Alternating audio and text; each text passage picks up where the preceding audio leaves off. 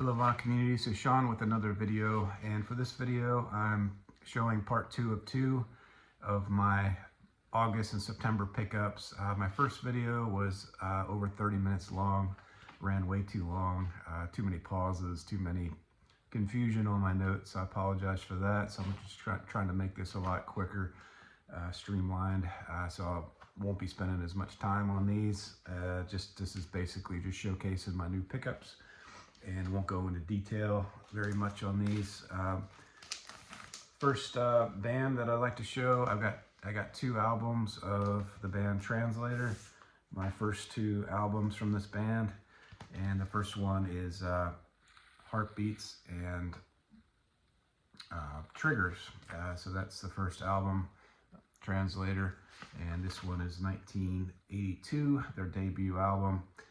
Probably their most best-selling album. It's got Everywhere That I'm Not, and as far as I know, Everywhere That I'm Not is maybe the only one that made it kind of on the airplay of the 80s alternative charts and that kind of thing.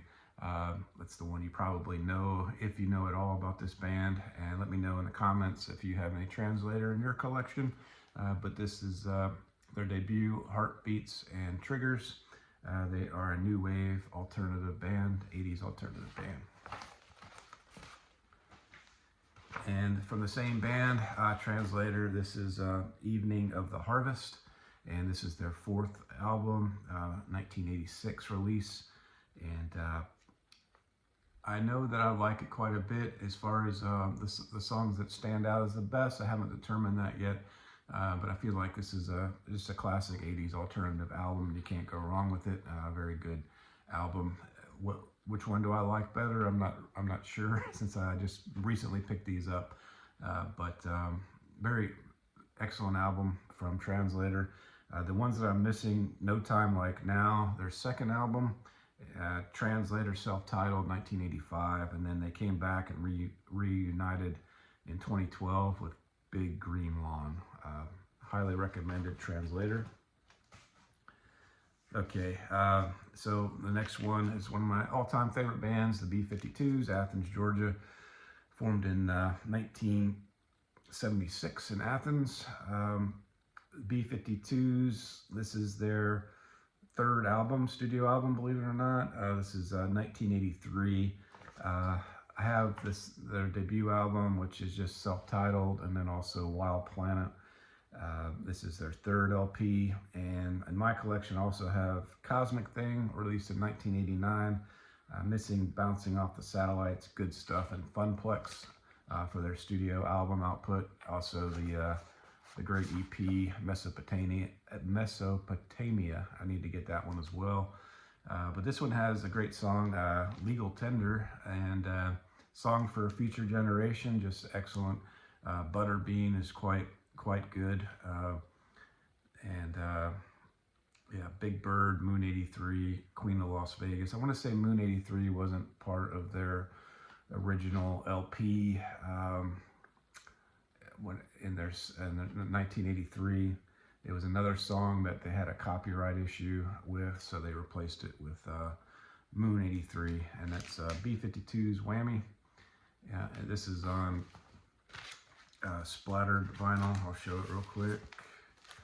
There's the splatter vinyl there.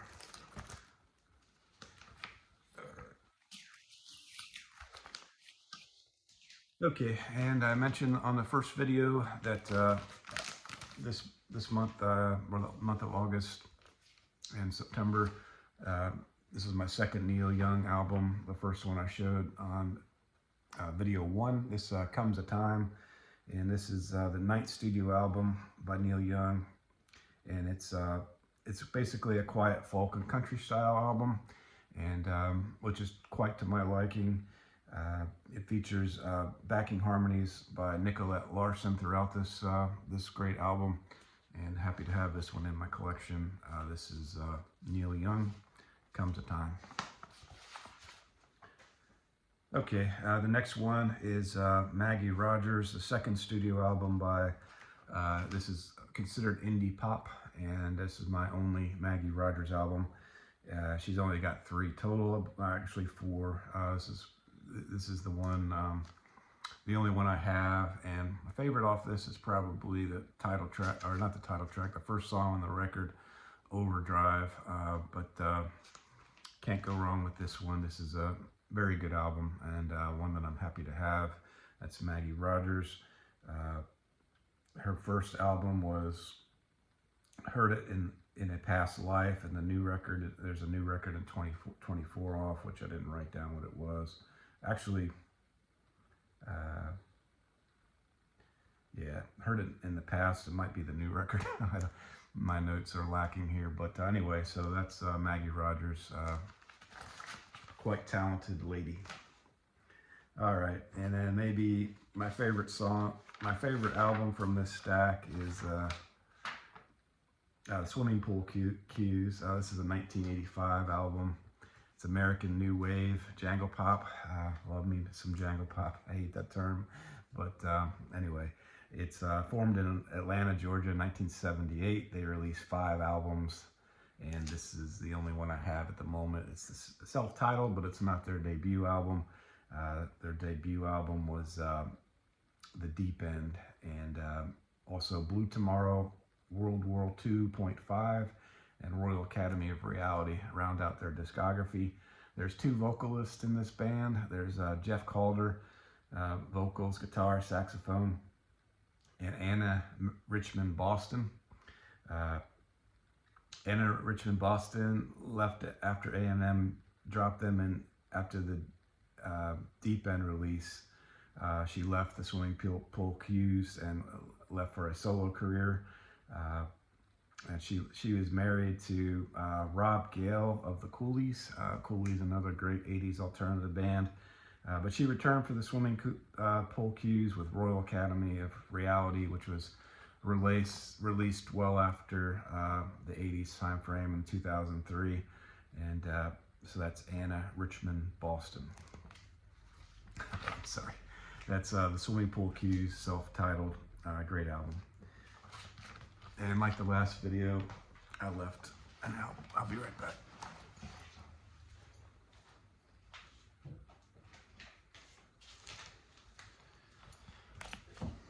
Okay, my next one I'll show is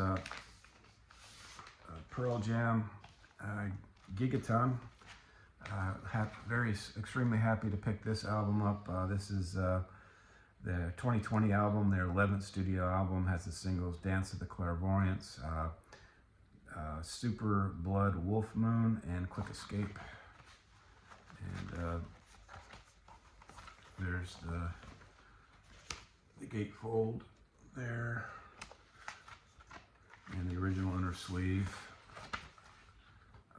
and then that's the gatefold, and it comes with the great booklet. That's Pearl Jam Gigaton.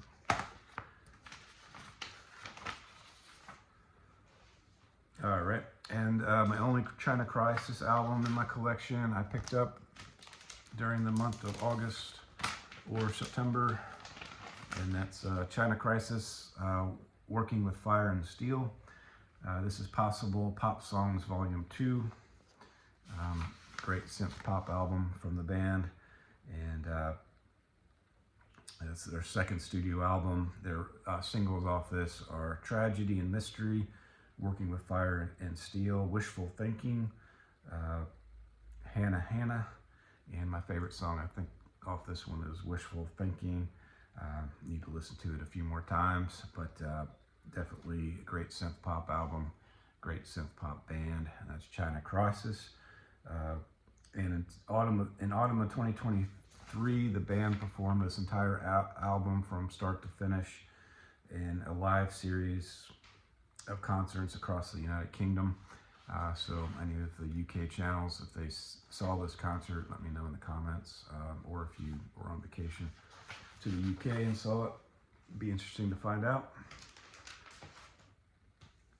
Okay, kind of an oddball one that I picked up. My wife wanted me to pick up some Christmas albums. We were looking at some Christmas albums. I don't know how this one popped up, but this is an excellent, outstanding copy of Kenny Rogers' Once Upon a Christmas, Kenny and Dolly Parton, Once Upon a Christmas, ridiculously cheap. Found it on Discogs for, well, a really great price. And like I say, the vinyl on this is just minty. And don't have any Kenny Rogers, don't have any Dolly Parton, but my wife always says, you need to pick up some Dolly that's what it was. She said, I need to pick up some Dolly Parton ASAP. And so, I don't know, we just looked through the discography and I was like, how about a Christmas album? And she agreed. So we ordered this one, and I haven't listened to it yet. We're waiting for closer to Christmas to listen to this one. All right, and then kind of a weird, obscure band, Blanket of Secrecy, Walls Have Ears, 1982 release. This is a short-lived English new wave band formed in '82. The band is notable for the fact that its band members were never officially identified at the time. Only the pseudonyms Tinker, Tank, Taylor, Soldier were disclosed to refer to the main members. They eventually revealed to be Peter Marsh, the lead singer, Andy Howe, Andy Howe was a tailor, and Roger Becherin was a soldier, and Peter McWalter was a spy. So kind of a strange type deal. I listened to this, and it's not the greatest album. I do enjoy it, but the artwork is really cool on this one. It's become an iconic classic, designed by Barney Bubbles. So it's some artwork, nice artwork there. The time that Ears Have Walls was recorded. Blanket of Secrecy also recorded an entire second album, but the band broke up before it was released. The second album was eventually released August 2017, known simply as 2. I like it enough maybe to consider picking up that second album if I can get it at a good price. Definitely not a bad album, Blanket of Secrecy. And kind of a blind buy was Group 87. And this one is called A Career in Data Processing. Data, not D-A-T-A, but D-A-D-A, data processing. And this is, it's kind of like a electric synth pop is what it's labeled as. So I took a chance on it, but it's got a lot of fusion jazz in it. There's no, it's all instrumentals. So like I said in my other video, I'm starting to enjoy instrumentals, and this entire album is instrumentals.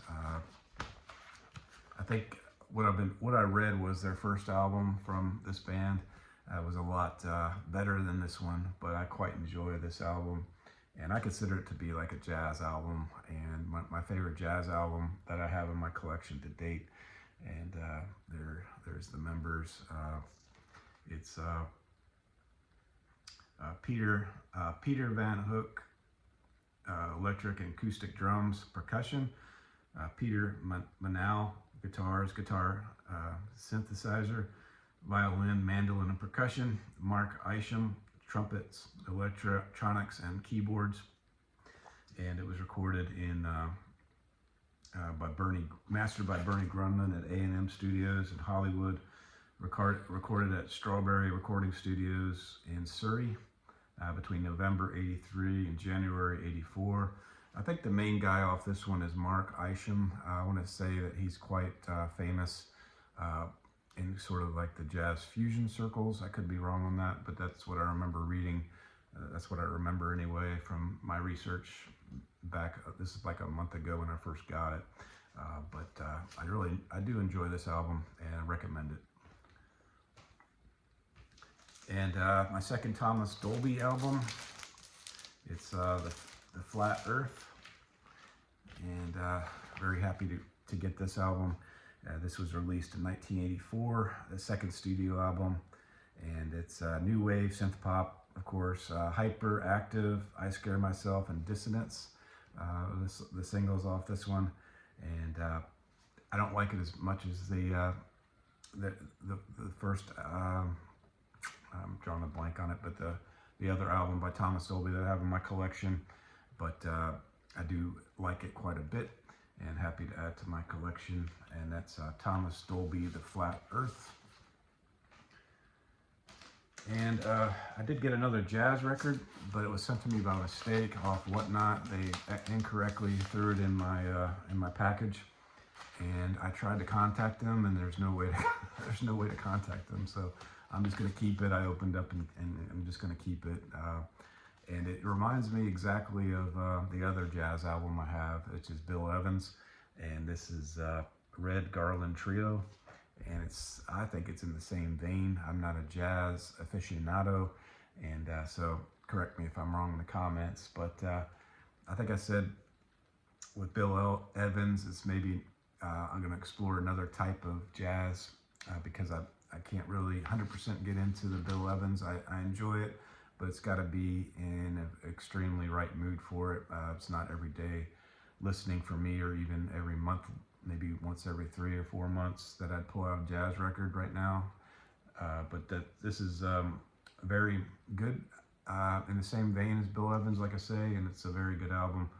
And I want to say this is originally in the 50s. And yeah, for some reason it just showed up in my package.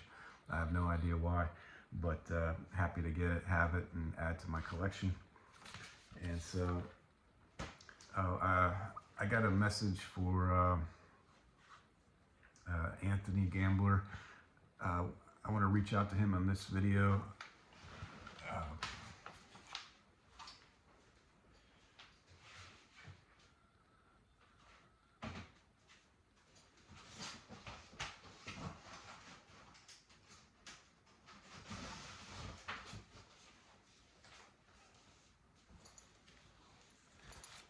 Okay, sorry about that. Anthony Gambler, if you're watching this, I bought a mystery box of like 60 albums for like $25 on Marketplace, and they're all Spanish except for one Motown record, which I'm keeping, and some Christmas albums, which me and my wife are keeping.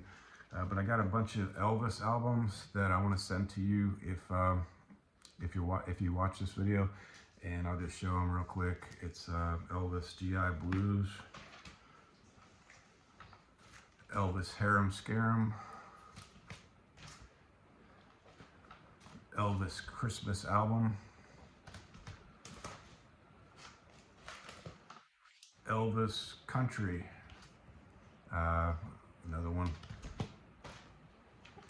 and then Elvis Presley, maybe self-titled, I'm not sure. I think it's a compilation though.